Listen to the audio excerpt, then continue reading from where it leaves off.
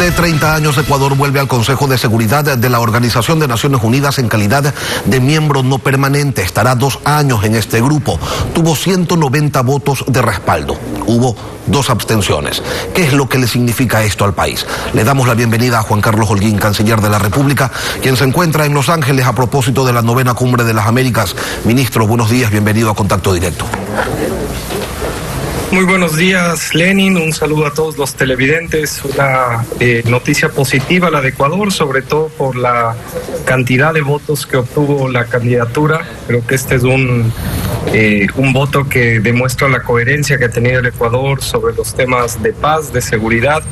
Y para Ecuador es importante porque pasa a un órgano donde se toman decisiones importantes que van a ser siempre en beneficio de nuestra región. Representamos al grupo de América Latina y el Caribe y creo que en ese escenario habrán temas importantes también para hablar sobre la paz que se requiere en esta región con amenazas ahora que son no convencionales y que Ecuador puede tener sobre todo una voz, una bandera para todo lo que está sucediendo en este lado del hemisferio. Preservar la paz en el mundo, sí, atender aspectos relativos a la seguridad es el rol fundamental de este Consejo, cuyas resoluciones son vinculantes, por eso es tan importante el estar allí. ¿Tiene Ecuador propuestas propias o se va a adherir a alguna agenda ya establecida?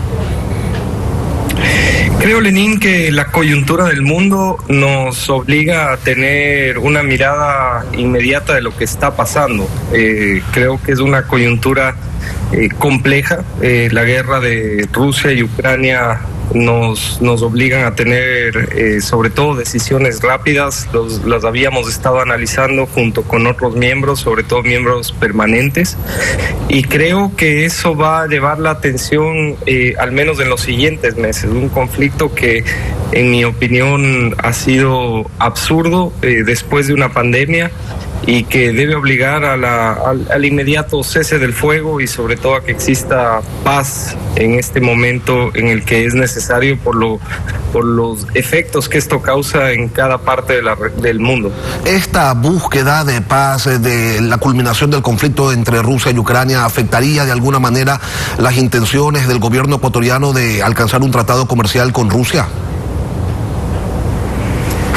Eso ya se lo ha dicho anteriormente Lenin. El Ecuador dejó de lado cualquier expectativa comercial con Rusia, puesto que nunca lo comercial va a ser más importante que precisamente esa defensa de los derechos humanos, de la paz, del convencimiento absoluto de que la única vía de resolución de un conflicto es precisamente el diálogo y la diplomacia. Y Ecuador, desde el inicio en que tomó una posición frontal sobre este conflicto, dejó cualquier expectativa de un tratado con Rusia.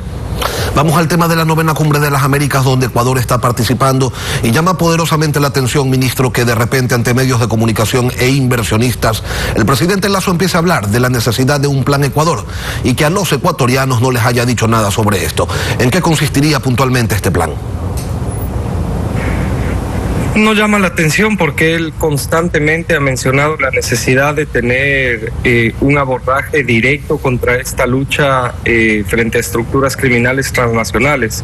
El presidente Lasso lo que ha mencionado, y de hecho fue ante la pregunta de un medio de comunicación, de un periodista, donde le dijo algo similar a un plan Colombia, y dijo efectivamente se requiere un plan específico, especial por Ecuador, que yo lo llamo más bien un plan para recuperar la paz, un plan que requiere la cooperación inmediata a nivel financiero, a nivel de capacidades, en unos rangos mucho más altos de lo que pensamos. ¿Pero lo tienen estructurado, ministro, o se trata solamente de una idea? Los discursos, Lenin, de algunos presidentes en la cumbre, se da cuenta que el problema es regional. Ayer lo decía el presidente de Paraguay, Mario Abdo, relacionado al asesinato del fiscal paraguayo hace algunos días, que una lucha contra carteles transnacionales hay que darle de la misma manera, con una perspectiva transnacional. ¿Esto lo tienen estructurado, ministro, o se trata solamente de una idea? Y sí, fue ante la respuesta de un periodista de la cadena Voz de América, pero luego lo repitió solito sin que nadie lo preguntara en el foro de inversionistas, ¿no? Entonces parece que va tomando cuerpo esto al interior del régimen.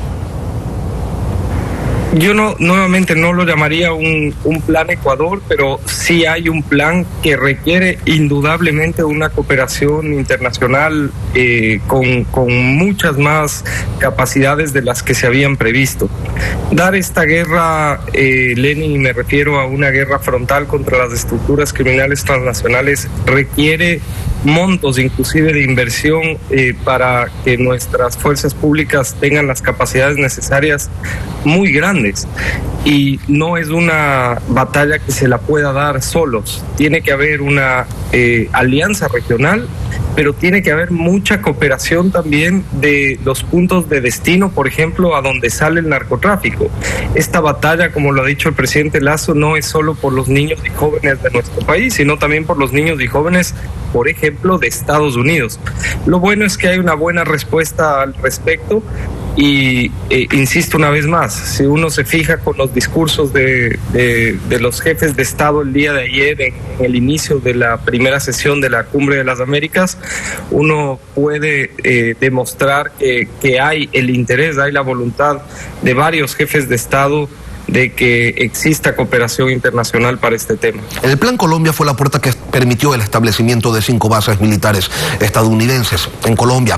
Acá eso no se puede dar por disposición constitucional. Vamos separando entonces, canciller, el polvo de la paja y dejando en claro cuál es el respaldo que Ecuador solicita. ¿Se trata de dinero, de armas, de capacitación, de todo esto junto? Inclusive hoy ya no se necesitan bases, peor aún, extranjeras en cualquier lugar. Lo que se necesitan son capacidades, se necesita una gran inversión, en primer lugar, para dotación de infraestructura para nuestras fuerzas públicas, y en segundo lugar se requieren capacidades, sobre todo intercambio con mucha más profundidad de temas en sistemas de inteligencia.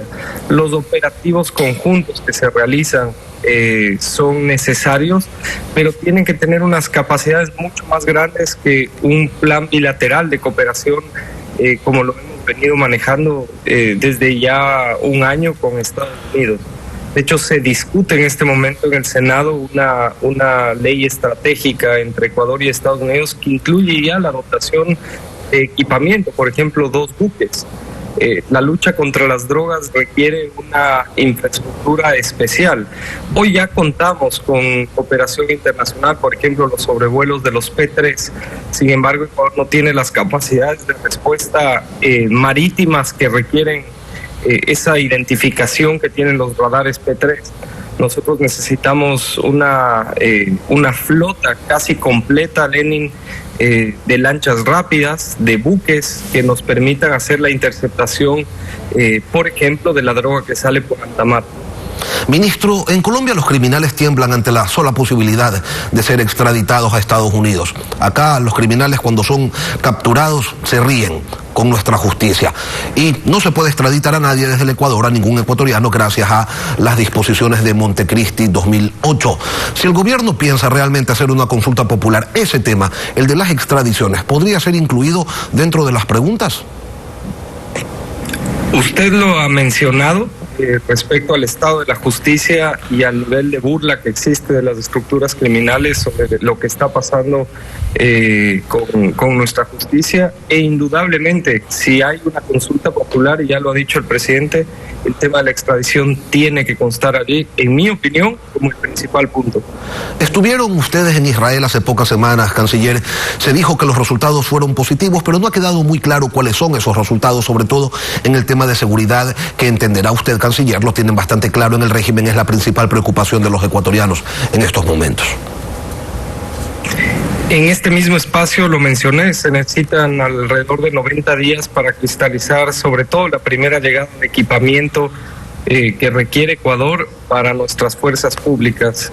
Han habido algunos avances. En primer lugar, el COSEPE aprobó, no puedo comentarlo, todo lo que se habla ahí es confidencial, pero sí puedo decir, aprobó ya a la figura de quien hará de pívot de todo el Plan Nacional de Seguridad.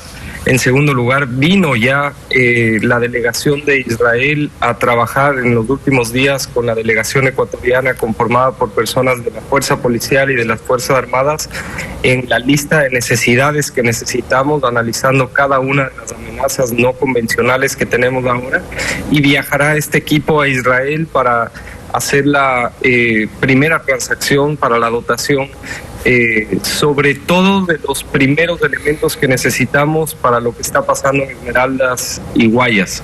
Esto ha ido avanzando y esperamos que ese acuerdo firmado entre el Ministerio de Defensa de Ecuador y de Israel sea cristalizado, como decía antes, ahora ya en los siguientes 65 días. Y se acompañará con capacitación, entendemos. Ya hay una primera fase de capacitación, ya ha habido un equipo de Israel acá, pero como yo explicaba en su momento, con Israel hay dos fases. La primera, temas de capacitación y cooperación técnica, pero la segunda, la dotación del material, de la infraestructura, de las herramientas que requieren nuestras fuerzas públicas. Ministro, ¿se alcanzó algún avance en la reunión de ayer con el canciller mexicano en relación al acuerdo comercial con ese país, o está ese asunto en punto muerto?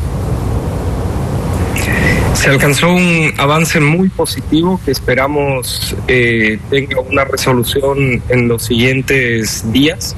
Estamos a la espera ya de diría yo, una última posición de México respecto a la entrada del camarón ecuatoriano a México, que es para nosotros una línea roja y un irritante donde no podemos ceder. Si bien es cierto, el objetivo de la Alianza del Pacífico es muy importante, para Ecuador es más importante siempre que se respeten los intereses de los productores de nuestro país y que sea un acuerdo ganar-ganar, indudablemente que genere beneficios para todos. ¿El tema del banano y de la pesca ya ha sido superado? Eso ya está superado en casi su totalidad, y ahora el tema que conversaremos es el que acabo de mencionar. Juan Carlos Holguín, canciller de la República, gracias por atendernos, ministro, desde Los Ángeles para Contacto Directo. Muchas gracias, Lenin, un saludo a todos. Son las 7:09.